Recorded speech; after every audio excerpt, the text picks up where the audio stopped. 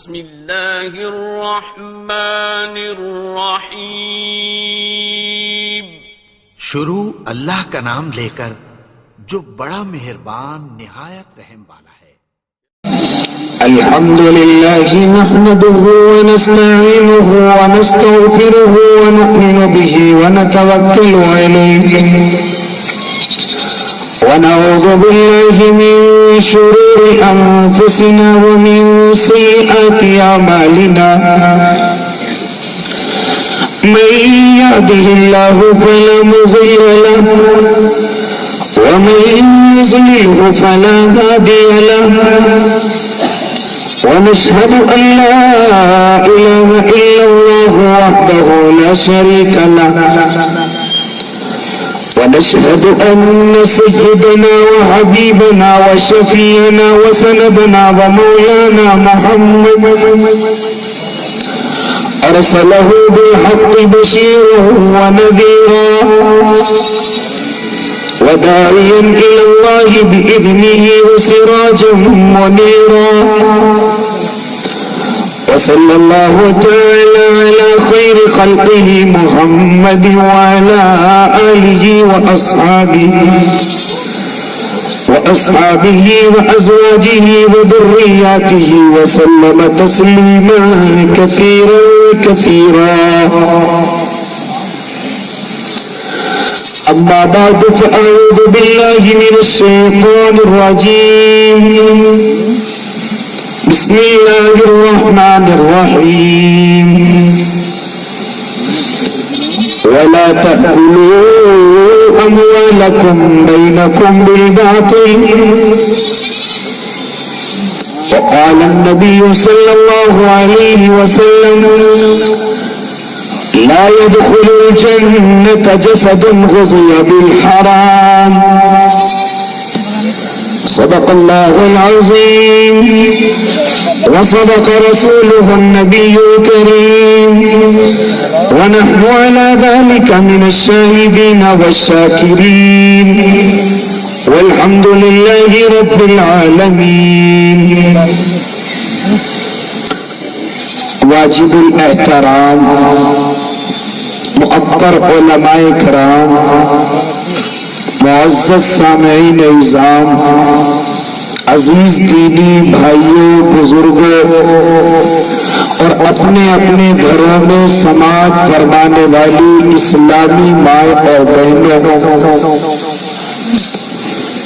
اصل میں اب ایسے وقت میں بیٹھا ہوں،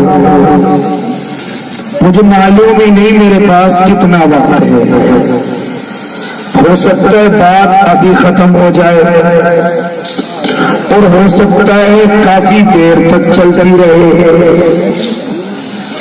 اس لیے وقت کم ہو یا زیادہ یہ بڑا قیمتی وقت ہے، آخری وقت ہے، اس میں جو بات کہی جائیں گی انشاءاللہ امید ہے کہ وہ یاد رہیں گی، اور آپ مل کر کے بیٹھے بڑی خوشی ہوئی، اللہ آپ کو اس کا اجر عطا فرمائے۔ میرے محترم بھائی، یہ جس طریقے سے آخری وقت ہمارا اس جلسے کا چل رہا ہے، ہم اس وقت میں ذرا اپنے اندر غور کریں کہ ربا یہ جلسہ ہم نے سجایا تاکہ اللہ اور اس کے محبوب کی کچھ باتیں سننے کو ملیں، کچھ کمیاں ہیں ہمارے اندر اس جلسے کی برکت سے ان کو دور کریں، اور ظاہر سی بات ہے ہم میں کمیاں بڑی پیدا ہو گئی۔ لوگ کہتے ہیں کہ بھئی فلاں حکومت کی وجہ سے مسلمانوں کو دقت ہو رہی ہے،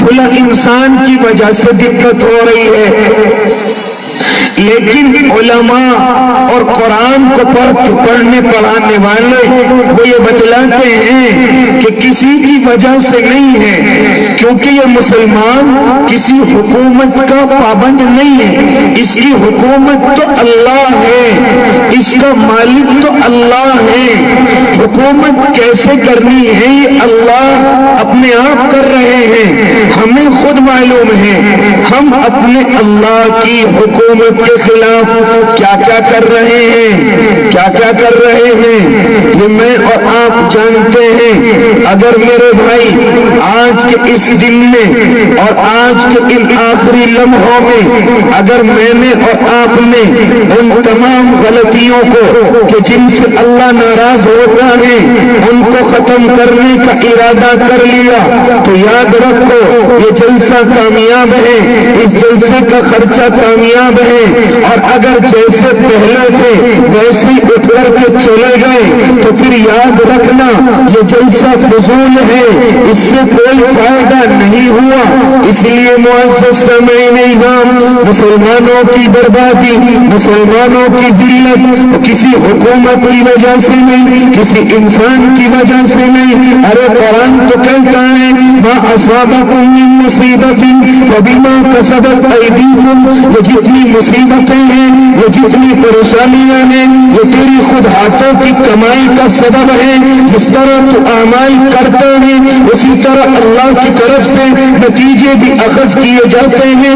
اگر تیرے اعمال اچھے ہو جائیں تو دنیا کا نظام بہتر ہو جائے، اور اگر تیرے اعمال اچھے نہ ہوئے تو پھر دنیا تجھے بھاڑ کھانے کے لیے آئے گی، دنیا کی حکومتیں تیری طرف نظریں جمائیں گی۔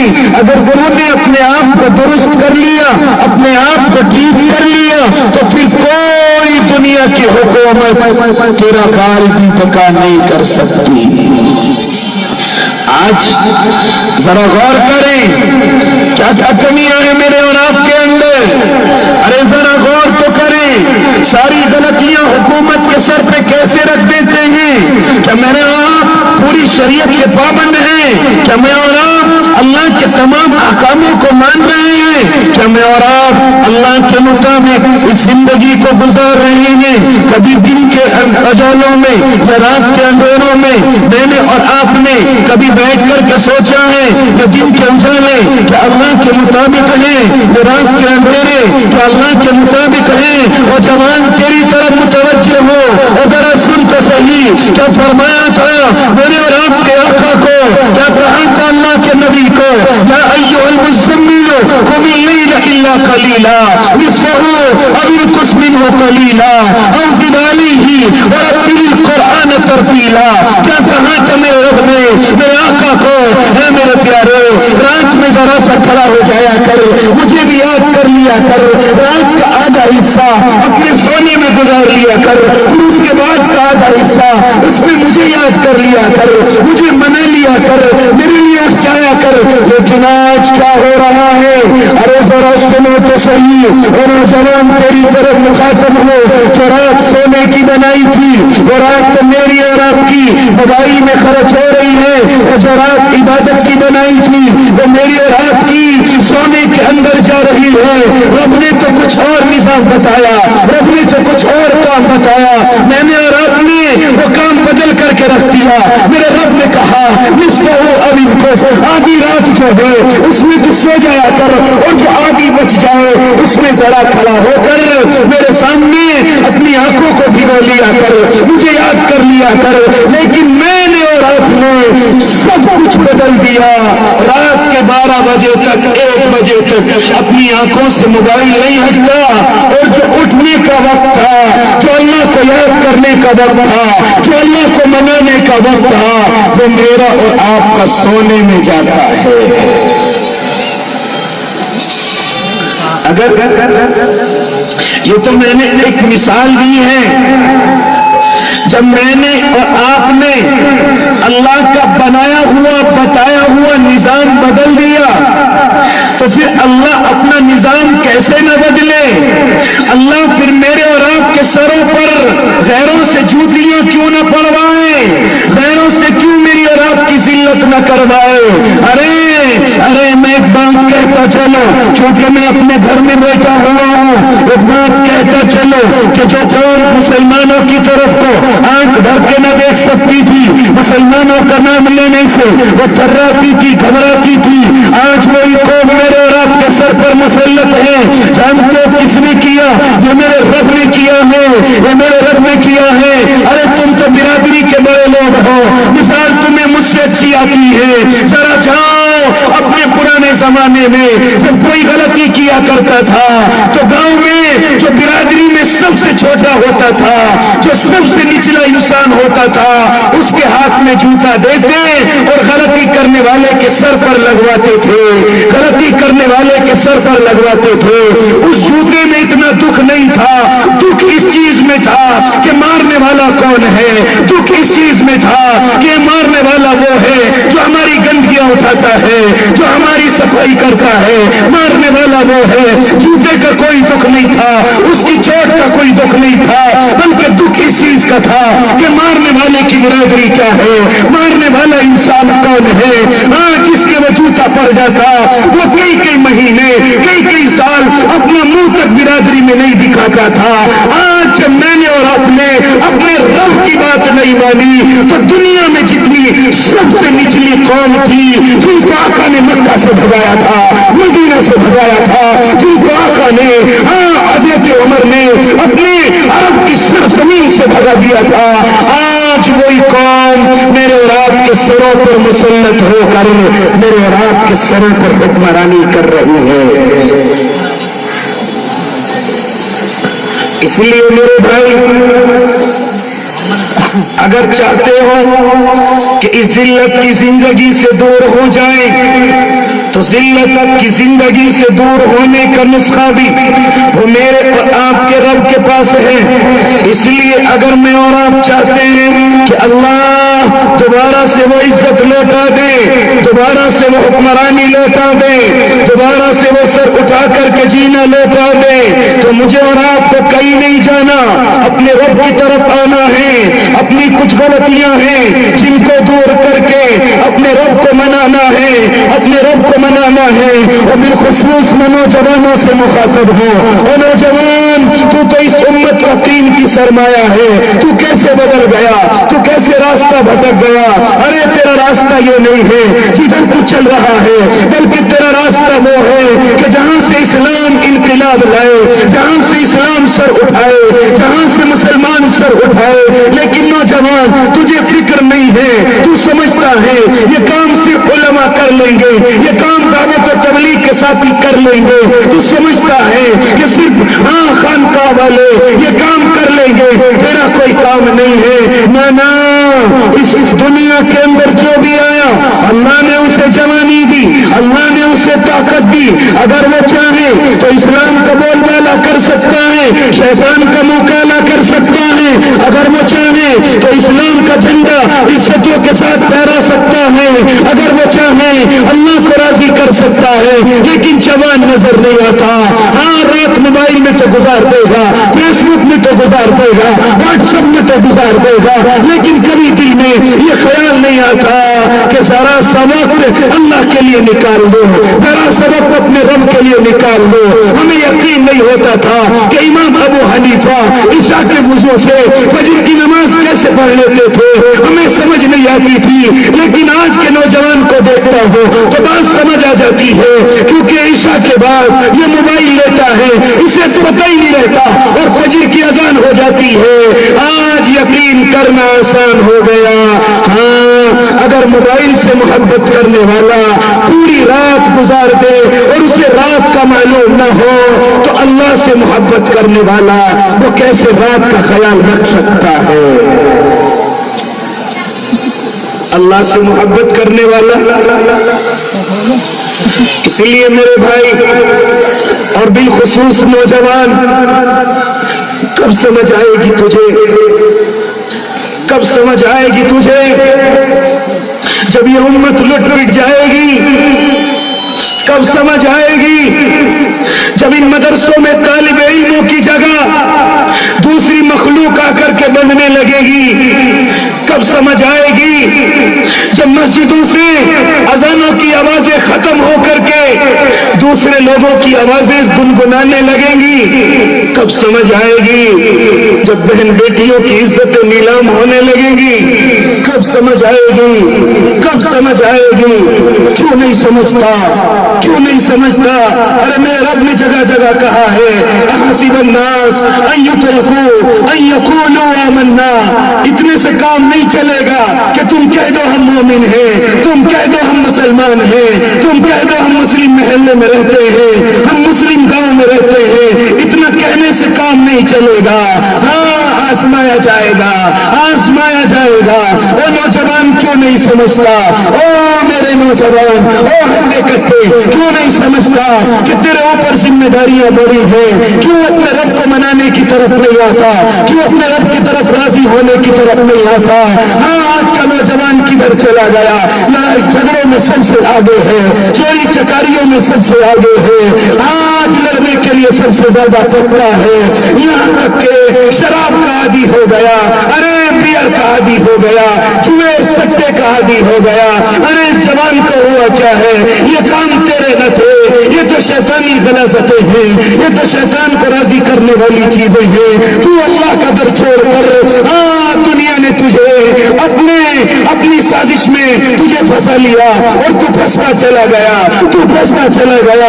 نبی کے طریقے کو چھوڑ بیٹھا، صحابہ کے نقش قدم کو چھوڑ بیٹھا، اپنے دل سے امت کی محبت نکال بیٹھا، معصوموں کی محبت نکال بیٹھا، اور تو شیطانوں کے راستے پر چلنے والا ہو گیا. ارے وہ لوگ تو میرے آقا کی سنتوں کے، میرے آقا کی سنتوں کے لٹیرے ہیں. جب میرے آقا اس زمین پر تشریف لائے تھے، ان کے خاندان میں میرے آقا پیدا نہ ہوئے. انہوں نے بڑا چاہا کہ آخری نبی بنی اسرائیل کے اندر پیدا ہو، لیکن جب عرب کی زمین پر آیا تو انہوں نے نبی کو نہ مانا، انہوں نے نبی کو نہ جانا، حالانکہ جانتے تھے، حالانکہ سمجھتے تھے کہ یہی آخری نبی ہے، حالانکہ جانتے تھے یہی محمد عربی ہے. حالانکہ کچھ علامتیں جو ان کی کتابوں میں موجود تھی، تورات میں موجود تھی، انجیل میں موجود تھی، زبور میں موجود تھی، ان سب نشانیوں پر میرے آقا کھڑے اترے ہیں. میرے آقا کے اندر وہ تمام نشانیاں تھی، لیکن ان کو صرف تعصب اس چیز کا تھا کہ یہ آقا، یہ محمد عربی ہماری قوم میں کیوں نہیں آیا، ہماری جماعت میں کیوں نہیں آیا.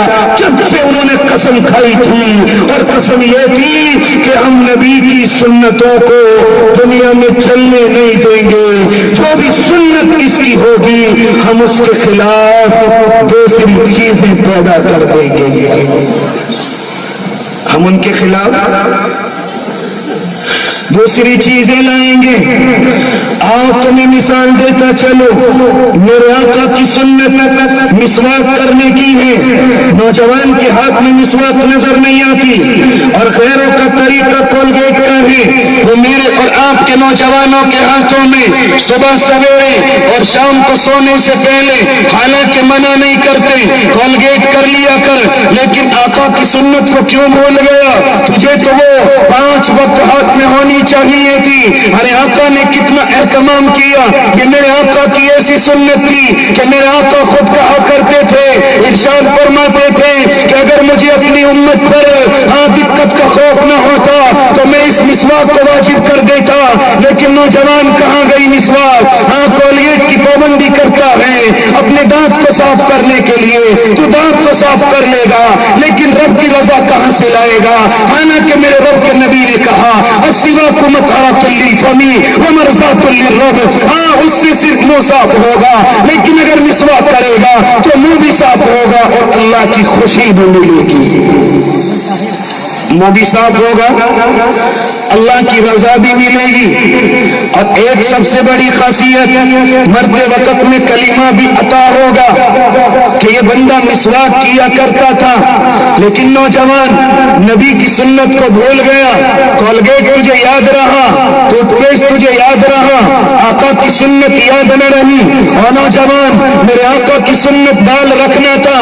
کس طریقے کے رکھنا یہ علماء نے بتلایا اور علماء نے رکھ کر کے بھی بتلائے. لیکن تجھے آقا کے بال پسند نہیں آئے, آقا کی یہ زلفیں پسند نہیں آئی, تجھے تو پسند آئی فلاں کرکٹر بال کیسے رکھتا ہے, فلاں ایکٹر بال کیسے رکھتا ہے, اس نے خنزیر کی طرح بال کو کھڑا کر دیا تو تو نے بھی بال کھڑے کروا لیے.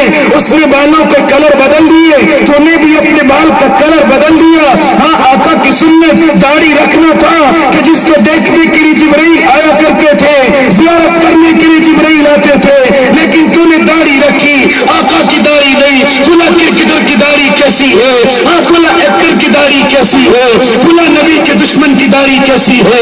تجھے آقا کی داڑھی پسند نہیں آئی, تجھے نبی کی داڑھی پسند نہیں آئی, تجھے صحابہ کی داڑھی پسند نہیں آئی, تجھے پسند کیا آیا اس کنجر کی داڑھی جس نے ٹی وی پر کھڑے ہو کر آقا مدنی کی داڑھی کی مذاق اڑائی, اس ایکٹر کی داڑھی پسند آئی جس نے سنت کا مذاق اڑایا. یہاں سے کاٹنی ہے, یہاں سے لمبی رکھنی ہے, یہاں سے پتلی کرنی ہے, یہاں سے چونچ نکالنی ہے. فلاں گانا گانے والا اس طرح کی داڑھی رکھتا ہے, فلاں سنگر اس طرح کی داڑھی رکھتا ہے. تجھے نبی کی داڑھی یاد نہ رہی اور تو نے اس کنجر کی داڑھی کو اپنے سے چہرے پر سجا دیا. وہ نبی کا مذاق اڑا رہے اور تو ان کا ساتھ دے رہے. کیا سوال نہیں کرے گا اللہ کہ آقا مدنی تیری طرف تو نہیں دیکھیں گے؟ اس چیز کا کبھی خیال ہوا؟ نہیں, تجھے تو مذاق اڑانا ہے. میں علماء کے تعلق سے ایک بات کہنے چلا ہوں, ارے داڑھی نہیں رکھتا یہ گناہ ہے, گناہ کبیرہ ہے, ہمیشہ گناہ ملتا رہے گا. لیکن اگر تو نے نبی کی داڑھی کا مذاق اڑایا, اگر تو نے نبی کی داڑھی کی دھجیاں اڑائی تو پھر گناہ نہیں, پھر گناہ نہیں. معلوم کرو ان علماء سے کہ نبی کی سنت کا ہلکا سا بھی مذاق اڑانے والا ارے وہ کفر تک پہنچ جاتا ہے. گناہ نہیں ہے, گناہ نہیں ہے, بلکہ سیدھا کفر کی طرف جا رہا ہے جو نبی کی سنت کا مذاق اڑاتا ہے, ہاں جو ان کی دھجیاں اڑاتا ہے. اس لیے معزز سامعین نظام اور بالخصوص میرے نوجوان, کب تک دنیا کی سازشوں میں گھوم کر کے سنتوں کو ایک طرف ڈال کر کے میرے آقا کی سنتوں کا مذاق اڑاتا رہے گا؟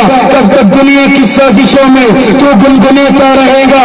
اس لیے آئین جنسوں کے تعلق سے آجا آجا, اللہ تجھے بلا رہا ہے. امت محمدیہ آج تیرے ایمان کی طاقت کی پیاسی ہے. آج امت محمدیہ کو ہر شعبے میں محمد بن قاسم کی ضرورت ہے. آج ہر شعبے میں صلاح الدین ایوبی کی ضرورت ہے. کہاں چلا گیا نوجوان؟ کیوں سمجھتا ہے یہ کام علماء کا ہے؟ کیوں سمجھتا ہے یہ کام صرف دعوت کے ساتھی کا ہے؟ کیوں سمجھتا ہے کہ صرف یہ خانقاہ میں ضربے لگانے والوں کا کام ہے؟ تیرا کام کچھ نہیں ہے. ارے تیرا کام سب کچھ ہے. تو اللہ کے سامنے آ اور آ کر کے سجدہ کر, تو آنسو بہا دے اور رب سے کہہ, اے رب میرے سے بھی کام لے لے, اے رب میرے سے اپنی رضا کا کام لے لے. کب تک راتوں کے اندھیروں میں ادھر ادھر چکر کاٹتا رہے گا؟ کب تک راتوں کے اندھیروں میں اپنے رب کو ناراض کرتا رہے گا؟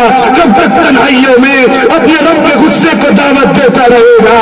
کب تک, آخر کب تک, کب آئے گا اللہ کی طرف, کب آئے گا اللہ کی طرف؟ اور تو اللہ کو بھول گیا, نئے نئے کاموں میں پڑ گیا, نئے نئے کاموں میں پڑ گیا. ہاں یہ درد ہے میرے بھائی, تقریر نہیں ہے, تقریر نہیں ہے. میرے آقا نے فرمایا تھا کہ قیامت کے قریب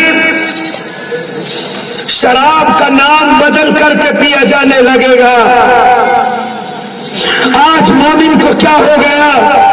سمجھتا ہے بیئر شراب ہی نہیں ہے, حالانکہ جس کو میرے آقا نے اعلان کر کے کہہ دیا تھا اللہ تبارک و تعالی نے, یا ایھا الذین آمنوا لا تقربوا الصلاۃ وانتم سکارى, ہاں میں رب نے اعلان کر کے کہہ دیا تھا اور پھر بعد میں یہ حرام بھی ہو گئی تھی.